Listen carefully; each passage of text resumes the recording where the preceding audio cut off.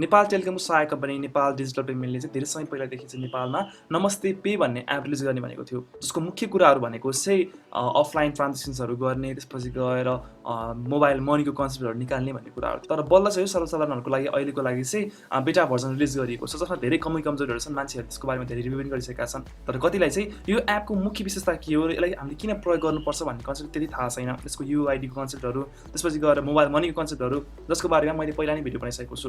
आज भने हामीले यो एपलाई कसरी युज गर्न सक्छौँ, अफलाइन र अनलाइन दुवै तरिकाले, त्यसको बारेमा आज कुरा गर्नेछौँ र यसका केही कमजोरीहरूको बारेमा कुरा गर्नेछौँ। आउनुहोस् आजको भिडियो सुरु गरौँ।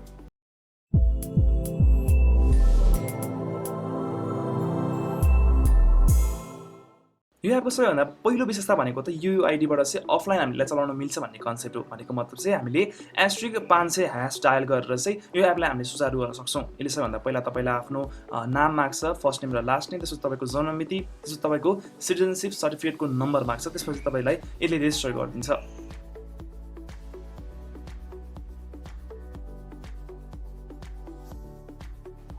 त्यसपछि तपाईँले *500 युज गरेर चाहिँ तपाईँले आफ्नो पासवर्ड चेन्ज गर्न सक्नुहुन्छ अथवा भनौँ पिन चेन्ज गर्न सक्नुहुनेछ। त्यसपछि भने तपाईँले *500 डायल गरेर सबै यसमा हुन सक्ने कामहरू भनेको मतलब पैसा लोड गर्नेदेखि लिएर पैसा ट्रान्सफर गर्ने कुराहरू गर्न सक्नुहुनेछ। यसलाई तपाईँहरूले अनलाइन चलाउन भने यसको बेटा भर्जन डाउनलोड गर्नुपर्ने हुन्छ अहिलेको लागि चाहिँ।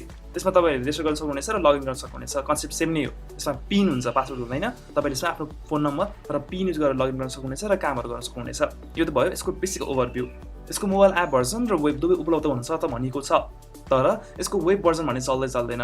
यसको namastepe.com.mp भन्ने साइट नै चल्दैन र यसको इन्डेक्सिङ पनि एकदम खतम छ। भनेको मतलब चाहिँ नमस्ते पे भनेर सर्च गर्नुभयो भने न प्ले स्टोरमा भेटाइन्छ न वेबसाइटमा भेटाइन्छ। भनेको मतलब यसको एसइओ राम्रोसित गरिएको छैन।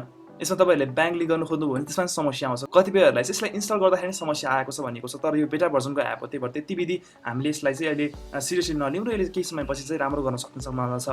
अहिले भने यो एप एन्ड्रोइडमा मात्रै उपलब्ध छ, आइओएसमा उपलब्ध छैन। यसको एप इन्टरफेस हेर्दाखेरि चाहिँ यो बेटा भर्जनमा भएको कारणले गर्दाखेरि होला त्यस्तो विधि प्रमिसिङ देखिँदैन। थोरै मात्र आइकन्सहरू छ र थोरै मात्र काम गर्न मिल्छ। अहिलेको लागि चाहिँ सामान्य हामीले ब्याङ्किङ सफ्टवेयर्सहरूबाट युज गर्ने कामहरू मात्र हुन्छ यसमा। भनेको भन्दा पानीको बिल, बिजुलीको बिल, त्यस्तो विधि कुराहरू लिङ्क भएको छैन, त्यस्तो विधि ब्याङ्क्सहरू लिङ्क भएको छैन। सो प्रोभाइडली यो पछि केही समयपछि चाहिँ यसमा सबै कुराहरू लिङ्क हुन सक्ने सम्भावना छ र अरू डिजिटल पेमेन्ट्सहरूलाई पनि यसले रिप्लेस गर्ने सम्भावना चाहिँ छ। किन भन्दाखेरि यो नेपालको सबैभन्दा ठुलो टेलिकम, नेपाल टेलिकमसँग सम्बन्धित एप हो र यसले सबै कुराहरू अफलाइन गरिदिएको छ। हामीले पैसा ट्रान्सफर गर्न मिल्ने, पैसा लोड गर्न मिल्ने कुराहरू सबै अफलाइन हुन्छ युआइडीबाट चाहिँ। प्राय मान्छेहरूलाई युज गर्न सजिलो पनि हुन्छ र इन्टरनेट नभएको ठाउँमा पनि युज गर्न एकदम सजिलो हुन्छ। तर भएका फिचर्सहरू पनि राम्रोसित चलेको छैन र अलिकति स्लो छ एप। कतिपय मान्छेहरूको मोबाइलमा चाहिँ एप चलेको छैन, त्यो भनेको चाहिँ एपको भर्जन राम्रोसित नभएको हो अथवा कतिपय मान्छेको मोबाइलमा चाहिँ इस्यु हुनसक्छ र सुरुवाती फेजमा छ यो एप। त्यही भएर त्यस्तो विधि हामीले यसलाई सिरियसली लिने जरुरत पनि छैन र केही समयपछि यसलाई एप डेभलपरहरूले सुधार्छन् पनि होला। सो तपाईँहरूको के प्रतिक्रिया छ यसको बारेमा प्ले स्टोरमा गरिदिन सक्नुहुनेछ, तर धेरै नेगेटिभ रेटिङ पनि नदिउँ होइन। किन भन्दाखेरि सुरुवाती फेजमा छ, धेरै नेगेटिभ रेटिङ नदिउँ, सिधै डेभलपरहरूसँग कन्ट्याक्ट गर्न सक्नुहुनेछ तपाईँहरूले यदि प्रब्लम धेरै छ भने चाहिँ। मेरोमा चाहिँ राम्रोसित चलाएको छ, तर अलिकति स्लो छ एप, अलिकति लोडिङको प्रब्लम छ हरेक, र कतिचोटि चाहिँ त्यो लोड हुँदै त्यो क्रास पनि हुन्छ। अब इस्यु भन्दा के राम्रो छ र एपमा भन्ने मान्छेहरूलाई चाहिँ यसमा अफलाइन पेमेन्ट हुन्छ। युआइडीबाट चाहिँ हामीले पेमेन्ट गर्न सक्छौँ। *500# गरेर चाहिँ हामीले सबै कामहरू गर्न सक्छौँ। सो तपाईँहरूलाई यो एप कस्तो लाग्यो, चलाउनु भयो कि भएन, र प्रतिक्रियाहरू के छ कमेन्ट सेक्सनमा लेख्न सक्नुहुनेछ। म यो एपको बारेमा डिटेल रिभ्यू चाहिँ अर्को भिडियोमा हाल्नेछु। आजलाई भने यति।